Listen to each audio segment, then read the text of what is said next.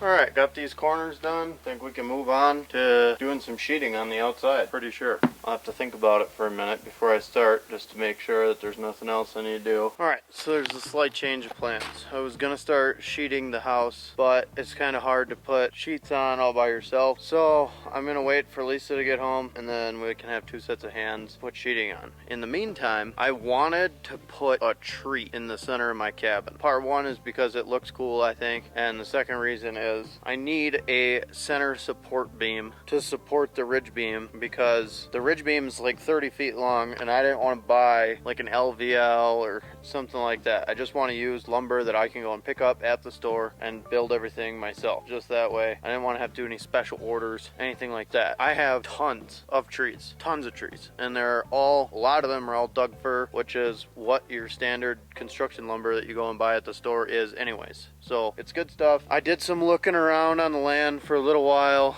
I was trying to find a tree and I found one. It's this one right here. I think it's pretty tall. It's way over. I need it to be at least 20 feet for sure, because from the floor to the ridge beam is going to be like 19 foot and some change. This one's way over 20 feet, so I think it's going to work perfect. It's like, oh, it looks to be about like 9 inches ish at the base. So I'm shooting to have 6 inches still at least at the top, and I think this one looks pretty symmetrical. It shrinks up a little bit, but it's not terrible. Stays pretty much the same most of the way up, and there's a lot of extra tree there. So once I cut it down, I can pick my straightest section of the tree that I want and cut it there, and then we're gonna take a draw knife, strip all the bark off of it, get it nice and smooth, and then we're gonna stand this thing up inside the middle of the house. Probably not standing it up today because I gotta skin it and everything, and I'm probably gonna need some extra set of hands. It sounds like my brother's gonna come back out here again and help me out for another week, so I can get him to help me stand it up, and I could probably get Alan to come out here too to help stand it up, depending on how heavy it is. Me and my brother might be able to handle it ourselves, but I'm gonna get this thing cut down. I'm gonna try and drop it right towards the driveway. The driveway is right behind where you are, so I'm gonna try and drop it right towards the driveway, and then trim all the couple branches that are up on the top, and then we'll drag it back to camp. We're gonna get some sawhorses set up, and we'll get this thing up on some sawhorses and put some stoppers on each side of it so it can't roll off, and then I can strip all the bark off of it. But I think this is going to be pretty cool. I always thought it would be cool, like, you know, to have a log cabin, but I really don't know how, or to be honest, I really don't want to spend the time to build a log cabin. So this is my way of having one little piece of a log cabin in the house. I think it'll look cool, and yeah, I think it's going to turn out nice. So I got to get the saw. I don't think I need any wedges or anything like that. The tree's already leaning this way. Yeah, I think it's going to be easy cut. It's already leaning to where I need it to go. I'm going to put one small notch in it, drop it right towards the road, and then we'll yank it out of here. So I'll be back with some supplies, and then I'm gonna figure out a spot to set up the camera so I don't drop the tree on the camera, but hopefully you can still see what's going on. Alright, so this is the tree we're gonna cut down. It's pretty tall. There's a bunch of little trees growing around the bottom side of it, so I'm gonna try not to wreck any of those, because I like trees. But I think this should be far enough away that you'll still get to watch the tree fall. Alright, I'm gonna cut it down.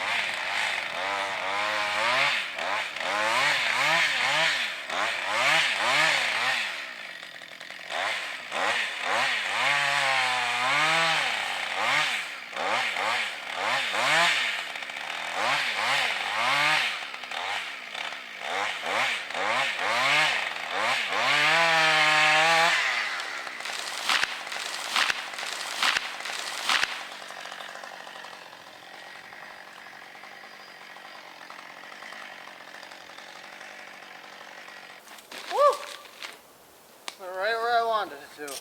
Perfect. Guess I could have even put the camera closer.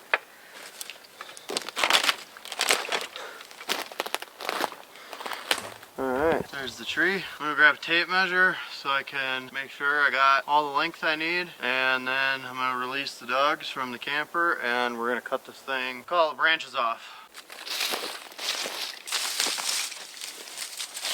So we need 20 feet for sure. My estimate was way over, this tree was way over 20 feet.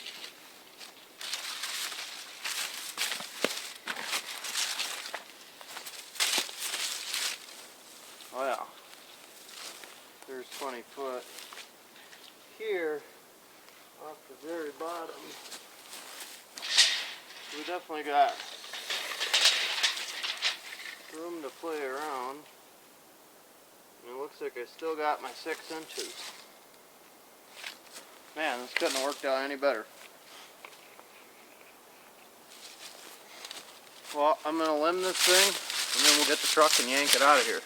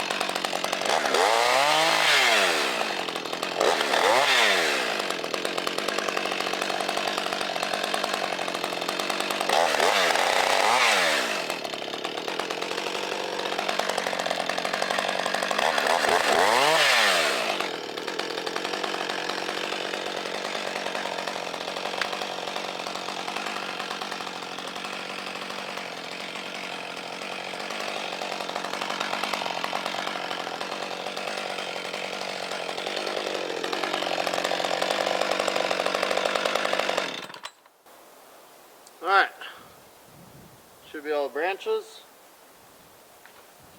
One little.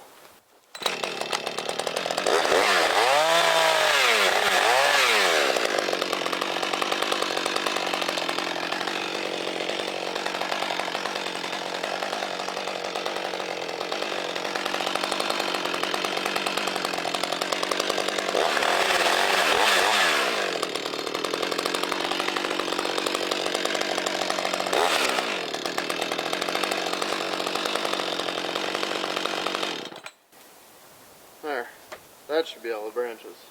I think this is gonna be a good tree. Looks nice and straight. It's gonna look cool in the house. All right, I'm gonna get the chain, truck, hook the chain to the tree, chain to the truck, tree to the freaking cabin. I gotta get my bar cover and my level.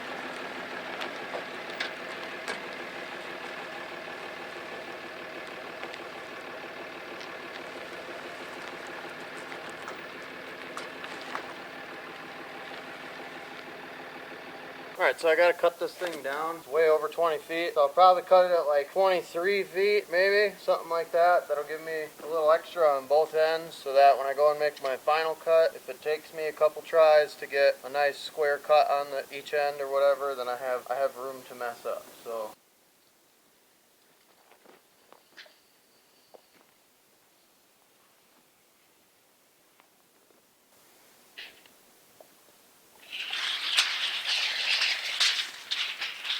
let's do 24 feet just to be safe.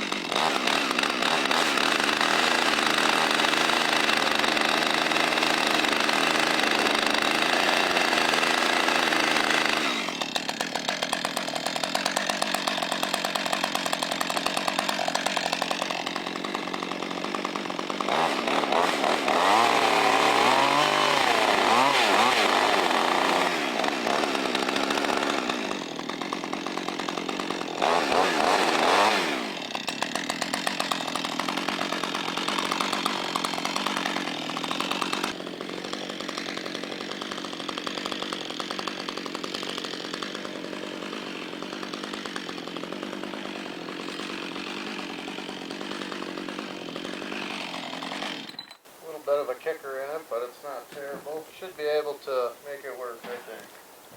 I'm gonna grab some sawhorses, and we'll try and get up on the horses, then we can start skinning it. The rest of this tree will just get cut up and put in the pile for firewood.